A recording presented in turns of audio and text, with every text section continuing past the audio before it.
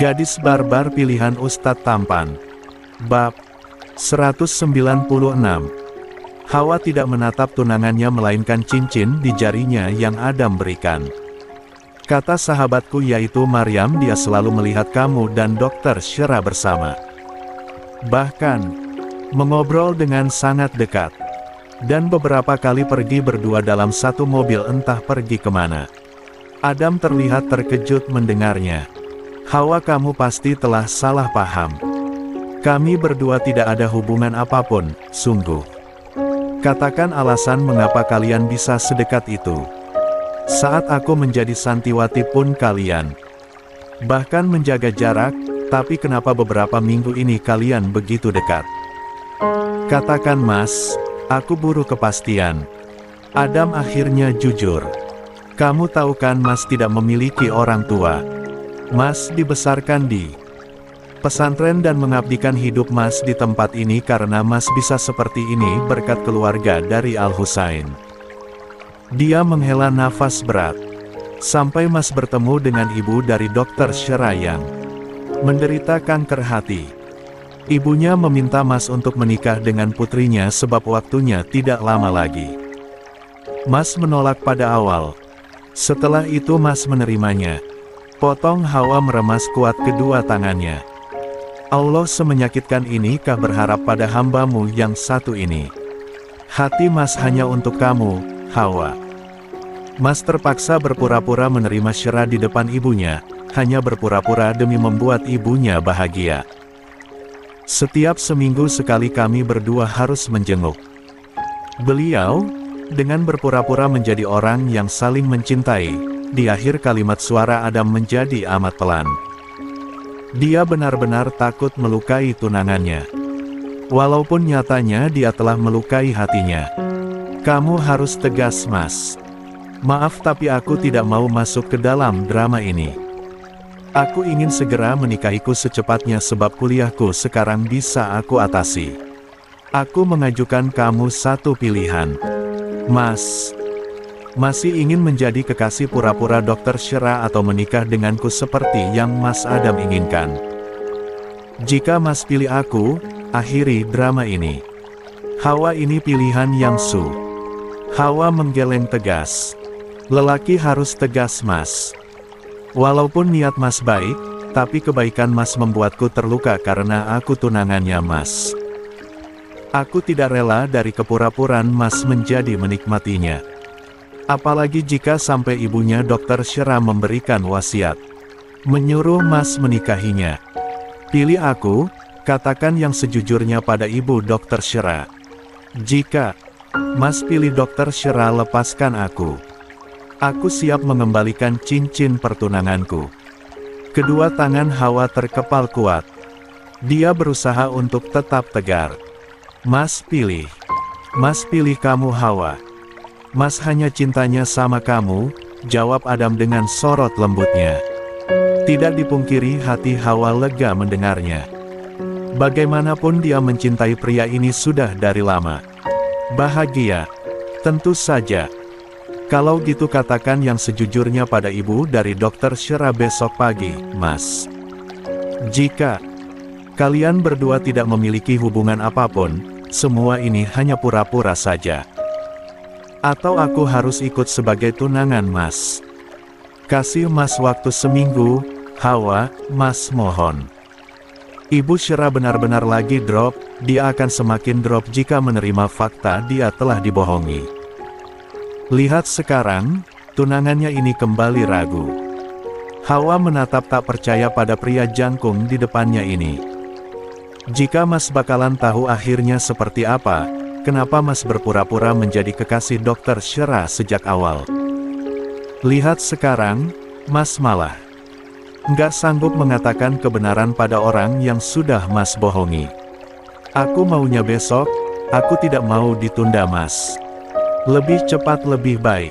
Ibu Dokter Syera harus tahu kepura-puraan ini, dia malahan akan terluka jika kalian berdua membohonginya terus-menerus. Oke, 5 hari berikan Mas waktu. Hawa menggeleng tegas. Maaf, aku kira Mas pria tegas dan memiliki pendirian. Tapi nyatanya aku salah. Jika Mas mencintaiku dengan tulus, Mas pasti akan menjaga perasaanku. Berpura-pura menjadi kekasih Dokter Shera pun sudah membuatku terluka. Apalagi saat Mas ragu memilih satu pilihan. Hawa membuka cincin di jari yang pernah dipasangkan oleh Adam. Maaf, aku tidak buruh cinta mulai sekarang. Aku hanya butuh pria yang tegas pada pilihannya. Belum menikah pun Mas sudah menyakiti perasaanku sebagai tunangan, apalagi jika kita menikah. Katakan saja aku bodoh karena melepaskan dokter hebat sepertimu Mas. Tapi aku tidak akan buta karena cinta, sebab kebahagiaanku yang utama daripada terus tersakiti. Bagaimanapun aku akan tahu akhirnya akan seperti apa, apalagi Dokter Shera mencintaimu. Hawa pergi setelah menjatuhkan cincin perak pemberian dari Adam dengan langkah lebarnya. Sedangkan Adam hanya bisa terpaku saat merasakan rongga dadanya begitu sesak. Dia memungut kembali cincinnya itu. Pria itu akan mengejar tapi tiba-tiba Shera datang. Ternyata sejak tadi dia mendengar pembicaraan mereka. Makasih banyak sudah memilihku Mas. Mas benar-benar baik telah membantuku. Demi menjaga perasaan ibuku yang tengah sakit. Saya tidak pernah memilihmu Shera, tidak sedikit pun. Saya hanya kasihan padamu dan ibumu, tegas Adam lalu pergi mengejar Hawa dengan raut wajah cemas. Meninggalkan Shera yang terluka akan kata-katanya. Hawa berhenti. Tolong dengarkan penjelasan Mas dulu. Hawa Mas mohon. Kamu hanya mengetahui sedikit cerita tanpa tahu ceritanya seperti apa. Mas hanya kasihan, kamu tahu kan hati Mas lemah melihat orang lain menderita. Mas hanya ingin membantu, tidak lebih. Hawa kembali. Ada apa ini ribut-ribut? Dokter Adam jangan membuat keributan, lihat para santri ada di sekitar kita. Tegur Maryam yang datang dengan setumpuk kertas ujian para santriwati yang harus dia periksa. Maryam maaf saya melukai perasaan Hawa, sesal pria itu membuat Maryam tertegun. Pandangannya teralihkan pada sahabatnya yang pergi keluar dari pesantren. Kamu apakan sahabatku Dokter Adam? Bagaimana bisa kamu menyakitinya? Pandangannya menangkap Dokter Shera di dekat mobil, dia seketika peka. Kalian berdua memiliki hubungan ternyata. Dokter Adam aku benar-benar kecewa pada dokter. Bisa-bisanya dokter menyakiti perasaan sahabatku. Terhitung mungkin ini kali pertama Maryam semarah ini. Dia akhirnya pergi mengejar sahabatnya yang membutuhkan sandarannya. Sedangkan Adam hanya bisa menatap penuh luka gerbang pesantren. Allah saya hanya ingin membuat baik. Kenapa kebaikan saya harus membuat apa yang ingin saya miliki pergi? Dia ingin mengejar namun percuma, Hawa benar-benar telah kecewa padanya. Berbalik, menatap Dokter Shera yang matanya berkaca-kaca saat menatapnya. Dokter Shera, sudah saya katakan saya lakukan semua ini demi ibu dokter. Hati saya sepenuhnya hanya Hawa yang mengisinya. Tidak adakah sedikit celah untukku masuk Mas? Adam menggeleng. Besok saya mohon kita harus jelaskan pada ibumu mengenai apa yang terjadi. Tapi Mas aku nggak mau ibu terluka. Masa depan saya dengan Hawa juga dipertaruhkan. Kita akhiri semuanya. Kamu bisa membenci saya sesuka hatimu setelah ini, jika memang ibumu drop lagi. Saya hanya ingin mengatakan kejujuran pada ibumu agar masalah ini selesai. Adam menatap cincin miliki Hawa yang dia lepaskan. Dia merasakan kehilangan dan menyadari kesalahannya sekarang. Saya tidak memiliki keluarga karena itulah saya baik pada ibumu dan mau menjadi kekasih pura-puramu apalagi saya sudah menganggapmu adik. Tapi tidak disangka apa yang saya lakukan membuat saya harus kehilangan cinta saya.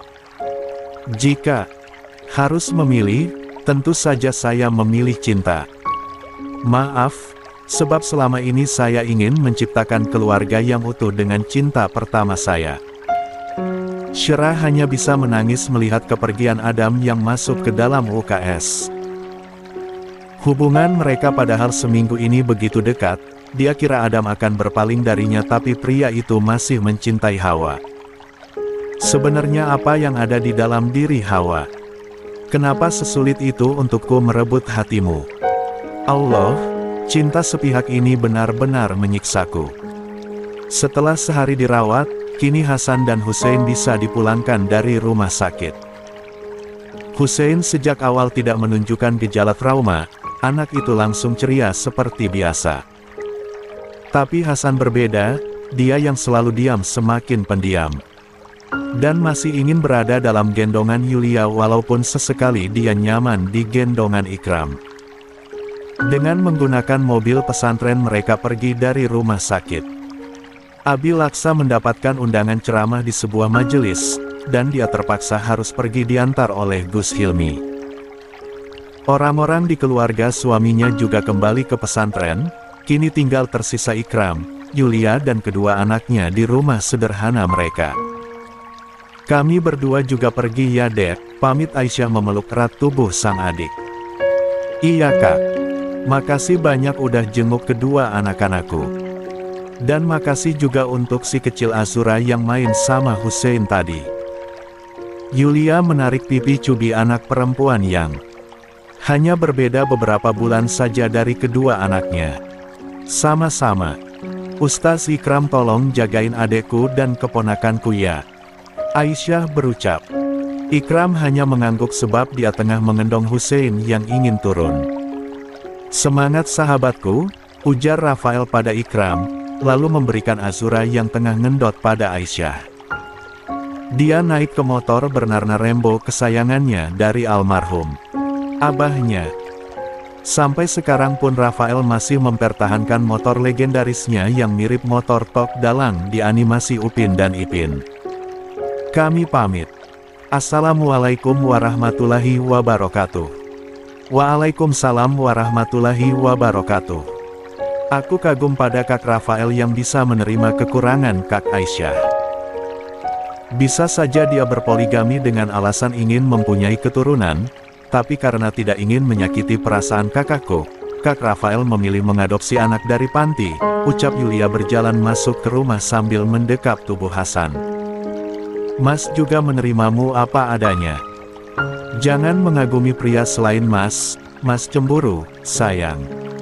Ikram mengecup pipi istrinya, begitu juga dengan Hussein yang ikutan. Yulia hanya bisa meringis lalu duduk di sofa sambil menepuk pantat Hasan yang tidak mau jauh dalam dekapannya. Dia juga melepaskan cadarnya, namun tidak dengan kerudungnya. Dulu kan Mas menerima kekuranganmu juga. Perlu Mas sebutkan satu persatu. Emangnya Mas ingat? Ikram hanya tersenyum tipis membuat Yulia penasaran. Jawab Mas ingat masa lalunya Mas. Aku berharap banget loh. Alhamdulillah, mulai sedikit ingat. Ternyata saat kita baru menikah kamu nakal banget. Mas kadang ketawa sendiri membayangkannya. Apalagi waktu kamu pakai lingerie di malam setelah kita menikah. Kamu takut menyentuhmu Mas, jika takut kenapa coba memakai pakaian seksi. Mas yakin saat itu kamu kira Mas akan nerekam kamu, bahkan takut pada ancaman Mas gak bisa jalan seharian setelah Mas menyentuhmu. Pipi Yulia memerah, dia masih ingat pakaian haram itu. Melebihi lingerie yang minggu lalu dia kenakan saat disuruh suaminya. Dan bodohnya dia takut ancaman suaminya. Terus-terus kamu juga diam-diam pernah ambil kesempatan cium Mas pas lagi tidur. Mas udah. Kenapa juga kamu ingatnya yang mesum-mesum? Guru tuhnya. Namun berhenti saat sesuatu yang lembut dan basah membungkam mulutnya. Cek, ada anak-anak Mas. Ikram terkekeh kecil lalu mengelus pipi Hasan yang masih nyaman di dekapan istrinya. Hasan sama Ubiyo. Emi mau keberatan loh. Anak itu malah menggeleng dan memasukkan wajahnya ke dalam kerudung Aminya. Ndam ama Emi. Manja banget ya sekarang kamu Hasan. Kamu nggak mau ubahmu direbut semuanya. Sama adikmu. Ikram sudah mengekap Hussein lalu menggelitikinya. Hasan hanya membuka sedikit kerudung Emi-nya untuk melihat lalu membuang muka. Ndak ama Emi. Nggak akan mempan mas. Kalau aku yang nyuruh pasti Hasannya mau. Mana coba? Yulia mengangkat tinggi-tinggi tubuh Hasan lalu dia meletakkan wajahnya di perut anaknya itu, setelah itu dia menggesekannya ke sana. Hasan seketika tertawa geli. Hasan anak Emi yang paling penurut. Emi mau pergi ke dapur bentar. Kamu sama Emi ya di sini ya. Jangan nangis apalagi takut karena anak Emi kan pemberani. Hasan mengangguk lucu membuat Yulia tersenyum puas sambil menatap suaminya. Yang bertepuk tangan menggunakan tangan Hussein. Mas Hasannya mau. Jagain anak-anak ya. Beranjak dari tempat duduknya, berniat akan membuat teh untuk suaminya malah tangannya harus ditarik. Dan kini dia berada di pangkuan suaminya. Sedangkan Hasan dan Hussein mereka sudah duduk di sofa samping kedua orang tuanya. Tengah meminum susu dari bayi. Kamu dulu barbar banget di depan mas sayang. Tapi kenapa sekarang malu hem? Walaupun tingkah barbarmu masih ada dikit. Aku harus berubah dong mas. Apalagi aku udah punya 2 anak. Masak masih bersikap kayak bocah. Apalagi saat mas nggak ada, aku harus disuruh menjadi wanita yang kuat. Ikram seketika memasang wajah sedih. Dia menjatuhkan rahangnya di leher istrinya. Maaf ya sayang, baik mas ada di sampingmu maupun tidak ada, mas sama-sama menyakiti hatimu. Yulia membalikan tubuhnya, dan kini dia duduk menghadap suaminya. Lebih menyakitkan jika mas nggak ada di sampingku. Bagaimanapun aku ingin berdua.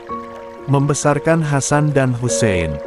Sungguh kamu tidak akan menyesal bersama dengan mas. Ya aku tidak akan menyesal mas. Aku masih ingat kata-kata Maryam. Allah mungkin mengujimu dalam ujian pernikahan, sedih pasti tentunya ada. Tapi itu semua tidak sebanding dengan kebahagiaan saat kita bersama dengan orang tersayang. Ikram menggesekkan hidung mancungnya dengan hidung istrinya. Tatapannya begitu dalam, menatap mata coklat kekasih hatinya. Mas boleh menciummu kan? Tentu aja, tapi nanti. Aku nggak mau mata polos anak-anak ternodai, hehehe. Yulia tertawa sambil menutup mulut suaminya yang akan menciumnya. Udah aku harus siapin makan siang sama teh hangat kesukaan kamu mas. Kamu jagain anak-anak ya. Yulia berdiri lalu pergi ke dapur sambil terkekeh kecil. Ikram ikut tertawa, kemudian dia menggendong kedua anaknya. Jangan nangis ini Ubi Hasan. Kalian sebaiknya nonton Omar dan Hana lagi oke? Au! Teriak Hussein begitu merindukan animasi kesukaannya. Sedangkan Hasan hanya diam. Tangan mungil Hasan ingin menggaruk keningnya tapi dengan cepat ditahan oleh Ikram. Jangan digaruk. Jahitan di kening kamu belum kering sayang. Atel Ubi. Hasan merengek. Gatel Ubi. Ubi elus-elus aja ya lukanya. Kalau digaruk gatelnya emang hilang tapi nanti pasti perih.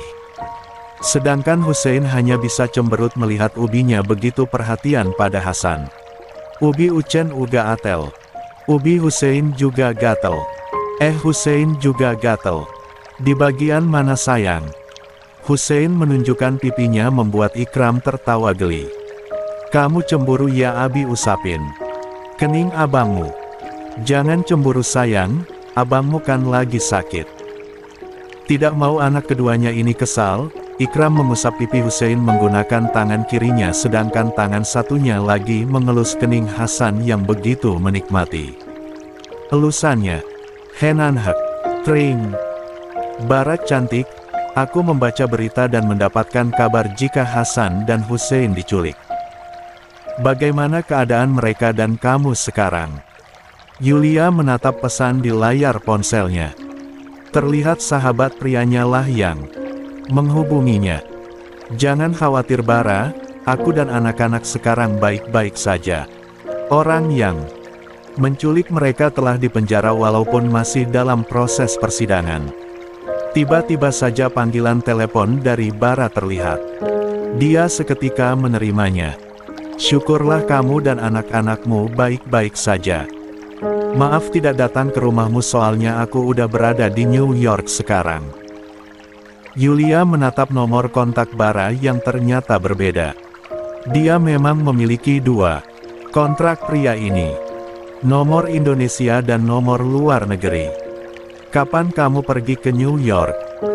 Jam 7 pagi aku udah ada di bandara. Aku mengirimkan pesan padamu sebagai tanda pamitan jam 6 pagi, tapi kamu tidak membalasnya. Yulia meringis, dia terlalu fokus pada keadaan kedua putranya sampai tidak sempat membuka ponsel.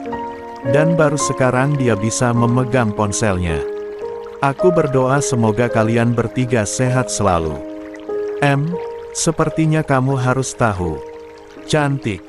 Aku udah bertunangan. Matanya melebar seketika. Tunangan. Dengan siapa Bara? Ini berita bahagia. Tunggu. Ini serius kan? Iya cantik. Setelah sekian lama menantikan teman prianya ini pindah ke lain hati, akhirnya tiba waktunya. Tentu saja Yulia antusias. Di seberang sana Bara tersenyum. Dia berada di rumah orang tuanya, berada di atas balkon kamar dengan baju tipis padahal cuacanya begitu dingin. Bunda menjodohkanku dengan perempuan asal Korea Selatan yang udah 3 tahun ini menjadi mualaf. Dia menyenangkan ketika diajak mengobrol, sama sepertimu. Iya, dia kuliah di Jakarta. Sepertinya satu universitas dengan hawa cuman beda jurusan. Yulia semakin antusias. Namanya siapa? Jasmine. Nama yang bagus. Dengan doa yang tulus aku berikan untukmu semoga Jasmine dan kamu berjodoh. Siapapun jodohmu aku harap kamu bahagia teman terbaikku. Teman terbaikku. Kata itu terdengar 3 kali di pikiran Bara, dia tersenyum tipis. Ya cantik. Thanks untuk doanya. Kalau ada apa-apa hubungi aku. Ditunggu undangannya Bar, perkataannya harus terhenti saat ponselnya direbut dan dimatikan begitu saja. Mas Ubi kenapa malah dimatiin? Dia kaget saat tahu-tahu suaminya berada di belakangnya, masih memakai handuk di pinggangnya. Dia kira masih di kamar mandi.